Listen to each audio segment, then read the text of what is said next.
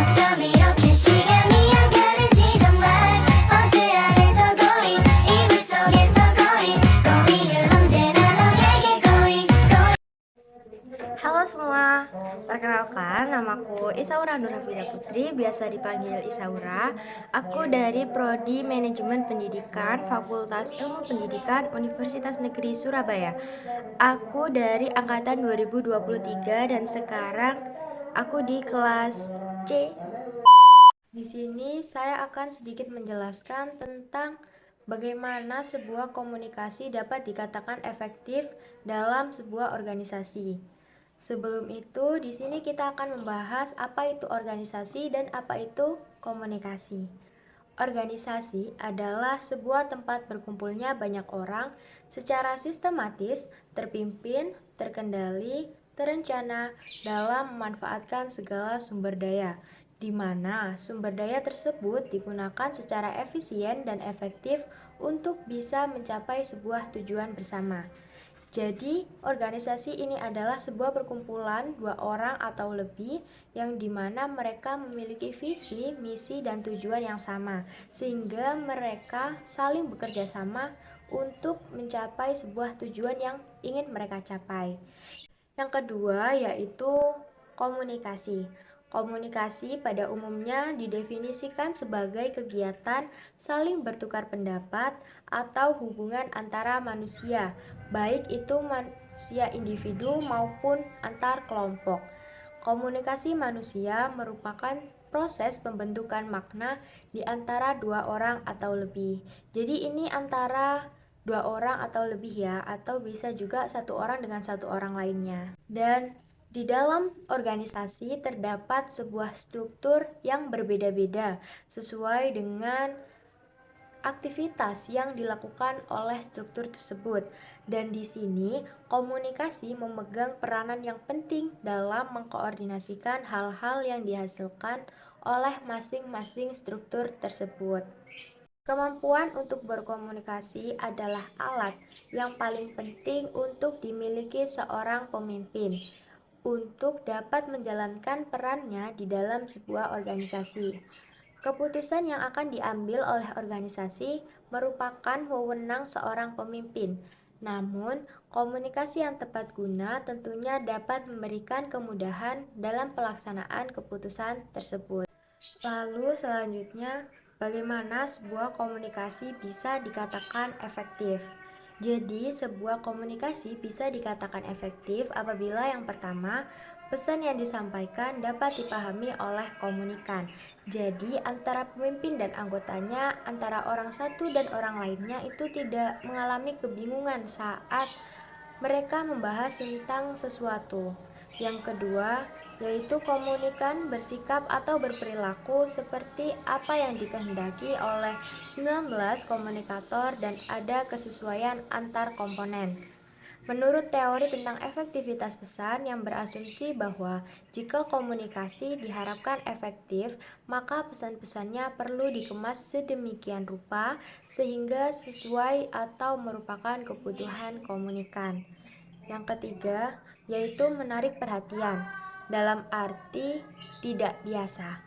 Simbol yang digunakan hendaknya mudah dipahami, meliputi bahasa, istilah, kata-kata, atau kalimatnya. Jadi untuk dalam kalimatnya ini tuh tidak menggunakan kalimat-kalimat yang membosankan sehingga audien atau komunikan itu tertarik untuk mendengarkan dan mengerti untuk memahami. Kemudian yang keempat, ada komunikator menganjurkan menggunakan sesuatu. Maka hendaknya sesuatu tersebut mudah didapat dengan menggunakan cara-cara tertentu, termasuk misalnya tentang tempat dilaksanakan sebuah organisasi tersebut. Yang selanjutnya, dalam sebuah komunikasi yang efektif terdapat beberapa hukum yang mengatur agar jalannya komunikasi berjalan secara efektif dan pesan yang disampaikan jelas diterima oleh komunikan. Hukum komunikasi tersebut disingkat menjadi REACH atau REACH yang meliputi yang pertama R yaitu respect. Hukum pertama dalam mengembangkan sebuah komunikasi yang efektif adalah sikap untuk menghargai setiap individu yang menjadi sasaran pesan yang kita sampaikan. Jadi kita harus selalu menghargai setiap orang yang kita ajak berbicara, entah itu lebih tua ataupun lebih muda dari kita. Yang kedua ada empati. Empati adalah sebuah kemampuan yang kita miliki untuk menempatkan diri kita pada situasi atau kondisi yang dihadapi oleh orang lain. Salah satu prasyarat utama dalam memiliki sikap empati adalah kemampuan kita untuk mendengarkan atau mengerti terlebih dahulu sebelum mendengarkan atau didengarkan serta dimengerti oleh orang lain. Yang ketiga yaitu audible.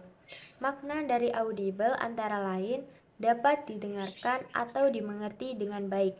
Jika empati berarti kita harus mendengar terlebih dahulu ataupun mampu menerima umpan balik dengan baik, maka audible berarti pesan yang kita sampaikan dapat diterima oleh penerima pesan. Dengan artian seperti tadi bahwa si komunikan itu tidak merasa kebingungan dengan pesan yang kita sampaikan. Yang keempat yaitu clarity. Selain bahwa pesan harus dapat dimengerti dengan baik, maka hukum keempat yang terkait dengan itu adalah kejelasan dari pesan itu sendiri, sehingga tidak menimbulkan multi interpretasi atau berbagai penafsiran yang berlainan. Yang kelima atau yang terakhir yaitu humble. Hukum kelima dalam membangun komunikasi yang efektif adalah sikap rendah hati. Sikap ini merupakan unsur yang terkait dengan hukum pertama untuk membangun rasa menghargai orang lain. Biasanya didasari oleh sikap rendah hati yang kita miliki dari dalam diri kita sendiri. Oke, jadi kesimpulan dari materi yang saya sampaikan adalah sebuah organisasi sangat membutuhkan yang namanya komunikasi. Dan komunikasi yang efektif itu ada berkat dukungan dari semua pihak yang ada di organisasi. Jadi, sebuah komunikasi tidak hanya satu orang yang berbicara, namun semua anggota organisasi harus bisa memberikan pendapat mereka dan juga mampu saling memberikan tambahan atau kayak sanggahan, misal ada kekurangan atau ada apa seperti itu. Dan buat kalian yang sedang bingung untuk mencari universitas dan prodi, jangan lupa ingat kalian harus ingat untuk daftar di Universitas Negeri Surabaya, khususnya di prodi MP. Ingat, jangan lupa di prodi MP, manajemen pendidikan. Oke. Kalau kalian kayak bertanya-tanya kan kayak kenapa sih harus prodi MP? Prodi MP lo cuma jadi TU. Mungkin itu persepsi yang selama ini sudah salah ya, namun sudah tersebar juga. Jadi untuk prodi MP itu prospeknya tidak hanya di TU. Prodi MP tuh bisa lebih dari itu. Kita bisa jadi waka, kepala sekolah, kita jadi guru juga bisa, namun tidak diwajibkan untuk jadi guru karena prospek kita lebih ke pengelola pendidikan. Jadi kita bisa ke dinas pendidikan, siapa yang mau jadi menteri juga. Kita memiliki peluang yang besar. Jadi kalian tidak usah khawatir kalau kalian di prodi MP kalian tidak akan mendapatkan pekerjaan yang tinggi. Jadi bisa saja ya. Terus kalau misal kalian ini aduh aku pengen kerja di bank, aku pengen kerja di kantor, kalian tidak usah khawatir karena kita juga bisa untuk memasuki peluang pekerjaan tersebut. Jadi sekali lagi jangan lupa untuk memilih Universitas Negeri Surabaya khususnya prodi MP. Terima kasih.